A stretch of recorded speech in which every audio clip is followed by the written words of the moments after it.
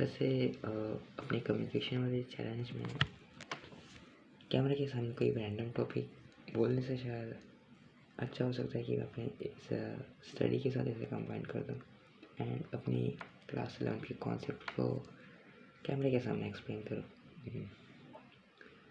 जो at the end मुझे पढ़ाई में भी काफ़ी हेल्प करेगा एंड मेरे कॉन्सेप्ट्स को भी क्लियर करने में हेल्प करेगा। सो आज बेसिकली मैं वर्थ पावर एनर्जी पढ़ रहा था, तो उसका एक्सप्लेनेशन मैं एक्सप्लेन कर रहा हूँ। ठीक है, सबसे पहला कॉन्सेप्ट आता है हमारा वेक्टर मल्टीप्लिकेशन का। वेक्टर का मल्टीप्लिकेशन बेसिकली दो टाइप्स में किया गया है।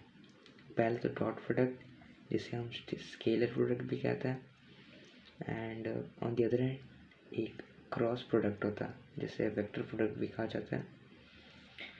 डॉट प्रोडक्ट में दोनों वेक्टर्स के बीच में डॉट का साइन लगाया जाता है एंड क्रॉस में क्रॉस का ऐसा। ठीक है, डॉट प्रोडक्ट का मतलब होता है कि जब दो वेक्टर्स के पैरेलल पार्ट्स का मल्टीप्लिकेशन हो तो उसे हम डॉट प्रोडक्ट कहते हैं। एंड क्रॉस प्रोडक्ट मतलब जब दो वेक्टर्स के परपेंडिकुलर पार्ट्स के मल्टीप्लिकेशन होते हैं तो उसे हम क्रॉस प्रोडक्ट कहते हैं। डॉट प्रोडक्ट में जब ए वेक्टर बी वेक्टर के साथ मल्टीप्लाई होता है, in the sense A dot B form करेगा सी को, एंड यहाँ पर सी जो कि इक्वल होगा ए वेक्टर के मैग्नीट्यूड का एंड बी वेक्टर के मैग्नीट्यूड का और कॉस थीटा के प्रोडक्ट का। इन तीनों का जब प्रोडक्ट होगा तो वो इक्वल होगा सी के। ठीक है, एंड वेयरएज हमारा क्रॉस प्रोडक्ट जैसे कि ए क्रॉस बी से रिप्रेजेंट होगा, जो कि डी वेक्टर के इक्वल होगा एज अ रिजल्ट। ओके, वैसे वो सिर्फ एज्यूम किया गया है। ये सिर्फ एक नाम है ए बी सी जो हम रैंडमली लेते हैं, जो मोस्ट ऑफ द लोगों को पता होना चाहिए। Well, moving on the topic, D vector को हम रिप्रेजेंट कर सकते हैं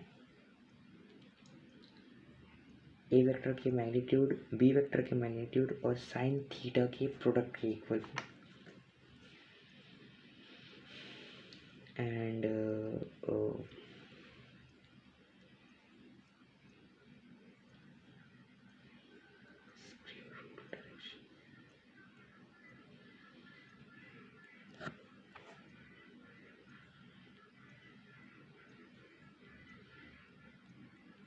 किसी भी वेक्टर का डायरेक्शन पता करने के लिए क्रॉस प्रोडक्ट में स्क्रू रूल का इस्तेमाल किया जाता है। फॉर एग्जांपल, अगर ये डी का एग्जांपल लेते हैं, ये कैप है, मुझे इसको ओपन करना है तो मैं इसे ऐसे ओपन करूँगा इस डायरेक्शन में, तो ये ऊपर साइड खुलेगा। तो इसे हम ऐसे रिप्रेजेंट करेंगे, ये जहाँ पर मूव होगा, फॉर एग्जांपल कि ये मुझे इसको ऐसे मूव करना ताकि ये खुले, जिस डायरेक्शन में खुलेगा वो हमारा थंब शो कर रहा है, ये ऐसे खुलेगा एंड ये मुझे ऐसे बंद करना है तो ऐसे ऐसे घुमाना पड़ेगा ऐसे।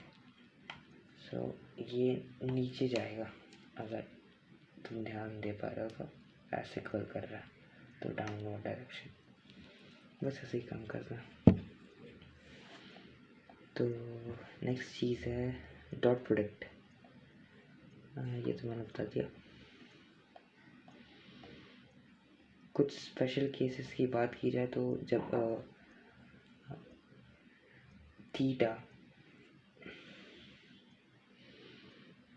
0 हो, इसका मतलब क्या हो सकता है, यहाँ पर डॉट प्रोडक्ट की बात की जा रही है, right.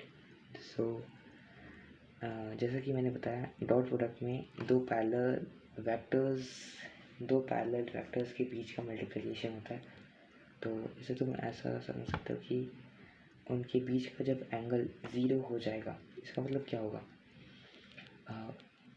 If you remind the formulas of trigonometry, जिसमें cos 90 की वैल्यू, एक मिनट यस, cos 90 की वैल्यू 0 होती है एंड cos 0 की वैल्यू, cos 0 मतलब थीटा जब 0 हो जाता है तो उसकी वैल्यू 1 होती है। इसका मतलब जब cos थीटा यानी थीटा 0 होगा तो हमारा जो प्रोडक्ट होगा वो इक्वल होगा ए बी के मैग्नीट्यूड के प्रोडक्ट के बराबर, जिसे हम C is equal to A B से डिनोट करेंगे इन जनरल। ओके, एंड जब थीटा 90 डिग्री पे होगा तो जैसा कि cos थीटा cos 90 का वैल्यू 0 हो जाता है, सो हमारा रिज़ल्ट जो कि C है वो भी 0 हो जाएगा, क्योंकि cos 90 0 होता है ऑब्वियसली, राइट। वेराज जब थीटा 180 डिग्री पे होगा, 90 0 180, ठीक है। अगर थीटा 0 पे पॉजिटिव प्रोडक्ट शो करा था, यानी C is equal to A B positive पे, तो जब ये पूरी तरह से ऐसे खुल जाएगा तो ये नेगेटिव शो करेगा, राइट, क्योंकि ये और ये वेक्टर, इसे ऐसा समझो है, रुको, ये दो पेन है, ये दोनों पेन के कैप्स को तुम उनकी डायरेक्शन समझना, लाइक ये एक वेक्टर है तो इसका ये इसका एरो समझना एंड इसका ये एरो, ठीक है। 0 पे ये पॉजिटिव शो करेगा, राइट, cos 0 पे, ठीक है। ये सेम डायरेक्शन में है तो ये पॉजिटिव शो करेंगे। 90 पे तो cos 90 0 हो जाता है, तो नो डॉट प्रोडक्ट 0 हो जाएगा वो। वेराज जब cos 180 रखा जाएगा तो दोनों वेक्टर्स अपोजिट डायरेक्शन में, सो उनके प्रोडक्ट भी नेगेटिव आएंगे। बस इतना ही था, रीमार्क करता है, ठीक है। जब ए वेक्टर और बी वेक्टर का डॉट प्रोडक्ट होता है एंड उसकी वैल्यू अगर 0 से छोटी है, अगर वो उसकी वैल्यू 0 से छोटी है तो जो थीटा है, यानी जो हमारा दोनों वेक्टर्स के बीच में एंगल बन रहा होगा वो 0 डिग्री या 90 डिग्री से छोटा होगा, यानी बेसिकली कह लो तो एक्यूट एंगल। वेरएज जब ए वेक्टर और बी वेक्टर का डॉट प्रोडक्ट 0 के इक्वल होगा, इसका मतलब हमारा थीटा 90 डिग्री पे होगा, जैसे कि मैंने एक्सप्लेन कर दिया था, जिसे हम राइट एंगल भी कहते हैं।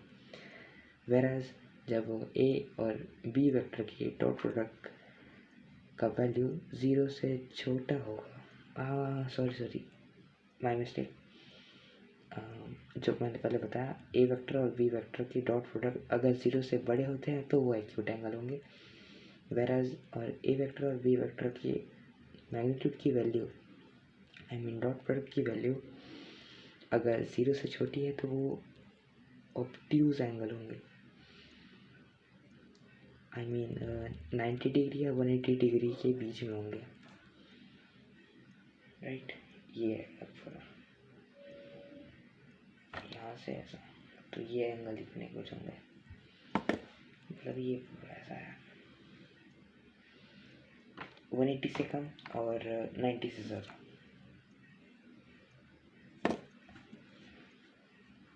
अब बात करते हैं प्रॉपर्टीज़ की। डॉट प्रोडक्ट की प्रॉपर्टीज़, तुम इसे ऐसा समझो, जब तुम 3 × 2 करते हो और 2 × 3 करते हो तो वैल्यू तुम्हारी सेम ही आती है, जिसे तुम यहाँ पर कंपेयर करते हो। सिमिलरली वैसा ही कुछ कॉन्सेप्ट है, ए और बी का डॉट प्रोडक्ट बी और ए के डॉट प्रोडक्ट के बराबर ही होता है, जिसे हम कम्यूटेटिव लॉ कहते हैं। And similarly I mean not similarly. Second property है डिस्ट्रीब्यूटिव प्रॉपर्टी, जिसमें एक वेक्टर को दो वेक्टर्स के समेशन से मल्टीप्लाई करने पर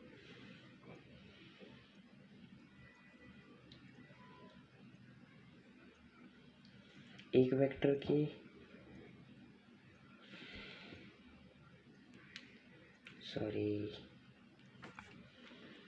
एक वेक्टर, दो वेक्टर, तीन वेक्टर, इसे ऐसा समझो, जब हम 1 इंटू ब्रैकेट में 2+1 करते हैं तो हम उसे एक एक करके दोनों से मल्टीप्लाई करते हैं। वैसे ही यहाँ पर a ब्रैकेट में b+c, तो हम इस a को इस b के साथ एंड इस a को हम c के साथ मल्टीप्लाई करके दोनों का सम जोड़ देंगे, राइट। मतलब a multiplied by summation of b+c equal होगा a मल्टीप्लिकेशन a और b के प्रोडक्ट प्लस a और c के प्रोडक्ट के। बस हो गया, और क्या बच गया। To find angle between two vectors, ठीक है। अगर हमें किसी दो वेक्टर्स के बीच का एंगल फाइंड आउट करना है तो हम उसे कैसे करेंगे। डॉट प्रोडक्ट का जैसा कि फॉर्मूला कह लो, वो होता है जब ए डॉट बी का डॉट प्रोडक्ट होता है तो वो इक्वल होता है ए बी कॉस थीटा के, जहाँ पर कॉस थीटा हम कह सकते हैं वो एंगल शो करेगा, राइट। और हमें एंगल ही ढूंढना है। सो हम क्या करेंगे, ये ए बी का डॉट प्रोडक्ट इक्वल होगा ए बी कॉस थीटा के, तो हम इस ए बी जो कि मैग्नीट्यूड है उसे यहाँ से ट्रांसपोज करके ए वेक्टर डॉट बी वेक्टर के नीचे लाएंगे, जिसके बाद ये इक्वल हो जाएगा कॉस थीटा के, ठीक है, समझ लो। सो हमारा ये एंगल यानी कॉस थीटा इक्वल हो जाएगा A vector dot B vector के dot product divided by A vector का magnitude and multiplied by B vector के मैग्नीट्यूड से, ठीक है, जिससे हम एंगल फाइंड आउट कर सकते हैं। ये थोड़ा सा लॉजिकल भी है, सोचोगे तो याद करना नहीं पड़ेगा, समझ गया तो याद हो जाएगा अपने आप ही। Whereas second application for this is to resolve a vector along another vector, किसी वेक्टर को दूसरे वेक्टर के अलॉन्ग रिजॉल्व करना, ठीक है। इसे अगेन इस एग्जांपल से समझाता हूँ। एक वेक्टर डायरेक्शन, दूसरा vector direction, right. Let's assume ये है दो वेक्टर्स एंड हमें इन दोनों के बीच का थीटा नहीं पता है, इन जनरल कॉस थीटा कहेंगे। वेल ये है मेरा ए वेक्टर, ये है मेरा बी वेक्टर, तो मुझे अगर इस वेक्टर के अलोंग कोई कंपोनेंट चाहिए तो हम रिजॉल्व करने के बाद अज्यूम करते कि ये ऐसा वाला ए साइन थीटा होगा एंड ये ए कॉस थीटा, जो कि इसके दो कंपोनेंट हो गए रिजॉल्व करने के बाद, राइट। तो अगर मुझे इस ए वेक्टर का कंपोनेंट चाहिए बी वेक्टर के अलोंग, सो मैं क्या करूँगा कि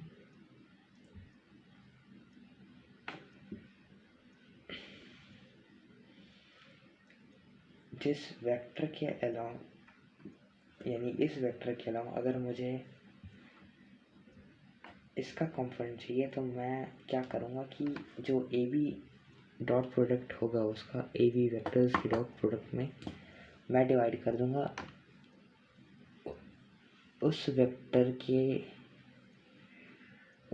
के मैग्नीट्यूड को जिसके अलोंग मुझे दूसरे वेक्टर